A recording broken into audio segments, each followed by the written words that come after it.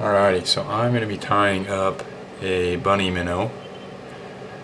This is a pattern that my good buddy and fly fishing brother Jaden started tying, and it just crushed everywhere we went. So I kind of added a couple things that I liked, and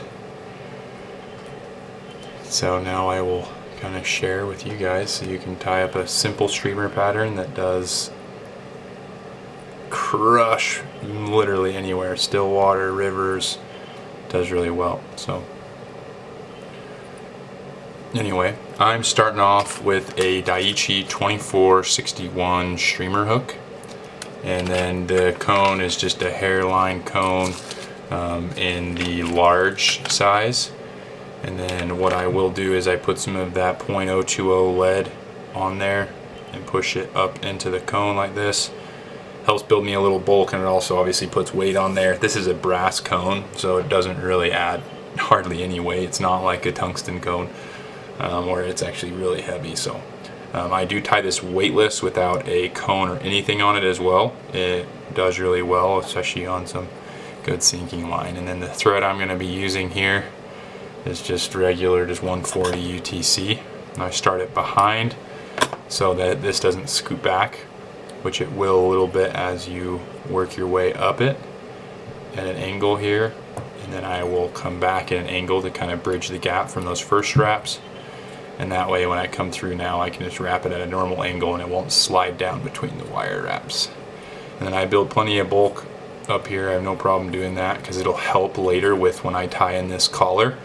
A lot of times when you're tying with cone heads, you'll notice that there's kind of always like a weird gap with thread, and it's kind of hard to get it up in the cone. So this is a technique that I use to help with that, and I will show you here shortly. You'll be able to see as I kind of just cover this hook to give it some grip for when I'm about to be palmering this rabbit up the hook here.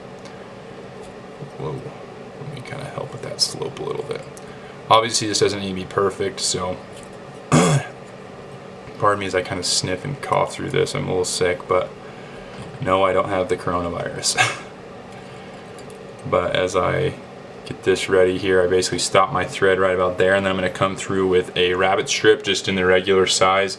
This is a hairline rabbit strip in cream. You can use any color that they make, and I tie this in every color that they make. So what I'll do is I'll come by with this leather, and this is how I measure how long I want the tail. You can go obviously longer or shorter if you want. Longer is better. I measure it from the tip of the eyelet to the bend of the hook there. Then I'll then scoot that back, and that's my tie-in point. So now I'll kind of preen myself a tie-in spot. So you want to make sure that you kind of pull some of the hair forward, some of the hair back, and then you put it right there. Then you'll come through with your thread kind of loose, and then I pull up on this to cinch that leather down on top. Once I get 2 wraps, it's not going anywhere. I'll come through, and I usually do about 5 wraps on this, maybe 6, then keep count, and then I'll pull this back over, and then I'll do some in the front, and I kind of build a little dam. This cinches the leather, pardon me, up against the first set of thread wraps, and then I'll come forward on this, really get on it. So now I kind of pull that back out of my way, and then I'm going to come by with some of this UV Polar Chenille UV Gold, I think is what it's called, or Gold UV. This stuff is super sweet. And I'll pull off a strip that's about 4 inches long. You can see that it's only on one side. So I'm going to have that be on the, I will tie down the rope of this on the fly versus tying down the actual shiny stuff. And then I'll tie it on, tie it back to, so there's about a leather's width, so like the width of the leather in front, because I'm going to do 1 wrap with that first before I wrap up with the chenille. And then I'll take my thread up to the head, do a couple wraps, leave it up there, and then I'll come with this, and you can, like I said, it's on one side, so you kind of want to twist it till it's all on the same side, right? So just kind of twist it, manipulate it a little bit so it's all on the same side, like that. Then I'll come with my thread, or with, pardon me, with my rabbit, Who knows how many times I've said something stupid like that, but anyway. And I'll get this all on the same side like this. Then I'm going to do a kind of a turn with this. So I'll turn it away from me, it looks like towards you, to put that leather down on the hook shank. And I will do one wrap like I said, and then I'll come up and I'll stop right here. Then I'm going to bring in my chenille to where it's doing the same thing. So both these only have fibers or hairs on one side, so you can kind of pull those together like that. You'll see what I mean. There's one side, there's the other. Pull them in. Then I'll do a wrap all the way around, pull up, and then I will pull these fibers back each time. So as I come down to my downward, you'll see how that chenille kind of frays out in front. You'll need to grab that and pull it back as you come through with your next wrap. Otherwise you'll trap them, and you want to be able to see those fibers throughout the entire pattern. So I'll come in, I'll pull them back again, do another wrap, and I kind of fluff it up as I'm going through. Then I'll come through, same thing. Sorry, let me get some of these fibers off my fingers here. Come through, pull it back, fluff it up a little bit. Again, you'll see those fibers come forward, and you'll just continue to pull them and wrap. You can put some decent pressure on this. You can see I'm bending the hook a little bit. And you can use whatever hook you want. I like this 2461 Daiichi. I've also tied this with the Gamakatsu B10S. I like that for bass and walleye fishing, just because it's a little bit wider gap. And all I was doing was pulling the hair out that I had trapped with my fingers. So then as I get closer to the head here, I'm going to kind of keep my eye on it. I'm going to again pull back these fibers, wrap up into the head. So that's going to be my first wrap that I would consider up into the head. Then I'm going to keep my eyes on one more time. Sorry, I'm kind of trapping some fibers with my finger here. And then I'm going to come up one more time up into the head and tie that off. So then what I'm going to do here is kind of pull the fibers back just like I would part it towards the back when I'm tying in the rabbit strip. Now I'm tying it off, so I want to do the same thing. You'll see that pull it up into the head there.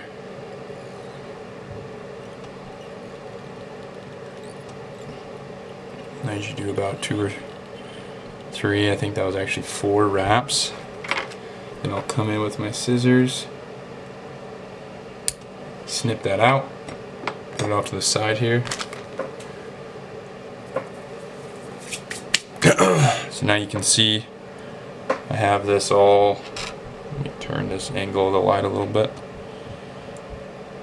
all wrapped in, and then I do a couple good securing wraps. So this is normally where people start running into, like, you could have done one more wrap, right? And then when you go to tie it off, it kind of leaves this gap. So this is what I've done for the collar here. I will come through, and as I pull this through the thread, what it's doing is it's flattening out the thread. And you'll see it. It's kind of hard to show on camera without a macro lens, which I'm waiting on so you guys can see when I tie other smaller flies. Amazon is pretty backed up right now, I guess, with this whole virus thing.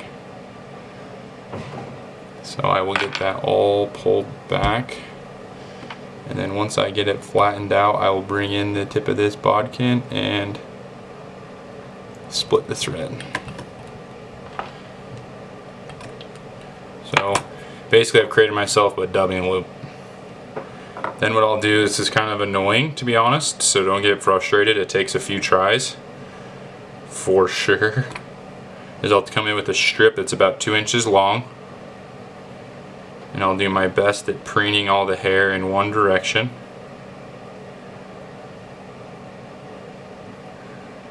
Which in this case will be towards the back of the fly. So you see I've got my hair like that. I'm going to slide that in just like I would some dubbing, and then I will let this loop close. And I just messed up a little bit, so we're going to have to do this again, which is why I said try out your best not to get frustrated with this part, because it's easily the most frustrating part. Once it's in though, I promise you it's in. So it's just this initial part, and if this rabbit wasn't so fluffy, it might be a bit easier. Alright, so then once I get this situated again, I will come in and I will do my best to let this get pinched. So you see it's in there now. Once it's in, like I said, it's in, you can kind of manipulate it a little bit. I leave a little bit, and then I'll come through and I will snip up this, being careful to not snip my thread, obviously. Once I snipped off that leather, I'll pull that through like that. I will bring this up, and then I will twist this clockwise, because I twisted it counterclockwise to flatten the thread out. Once it gets to a point where it starts to kind of twist up on itself like that, I'll come through with a little comb. I use these little Stonfo brushes, I think they're legit, and I will pick it a little bit, and it gets it nice and fluffy. You can get on it pretty good once you've twisted it a couple times, and then I give it one more good twist. I don't twist it up too much because it can just weaken the thread if you get it too tight, but a few good twists is all you need. And then once that's in, I do a little pull. It doesn't necessarily matter if you pull it all to one side, it just helps a little bit to get started. It's when you should start is when you start pulling back on it. So each wrap, I pull back on this. You can see it's already starting to make its way up into the cone, and because it's on that thread and it's pretty thin, you can get it up in there. And I'm going to back this off just a hair and do another touching wrap right there. And then I'll keep going up inside, continuing to preen this back a little bit. And you'll see it really starting to cinch up into that cone. Now it's in there. Anytime you feel like it's not underneath the cone, you can come in with your fingernail and you can push it in. So far it looks pretty good. So now that that's in like that, I will come through with my whip finisher, and I'm going to do my best to put some nice pressure so it gets down inside that cone. And I only do 2 on this. Most streamers I would go hard on, but because it's protected by the cone, it really doesn't come out. So I just do a couple of good ones. Well, I haven't had one come out yet, I guess I should say. So now that that's in like that, now I'll come through with that same comb, brush it out a little bit. You'll see that it's nice and packed up in there. You can even see the thread a little bit on this one. They're not always perfect. And then sometimes I'll come through and I will brush the opposite way to get some of those fibers that got trapped as I was getting it pulled. Really get on it, and then that is ready to go.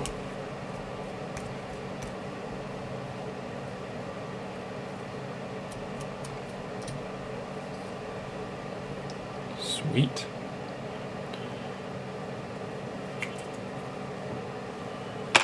And then for those with OCD, there's one little fiber there that I'll snip out. And you can see that this is going to have nice bulk, which if you know anything about bunny, when it gets wet it goes to about half the size.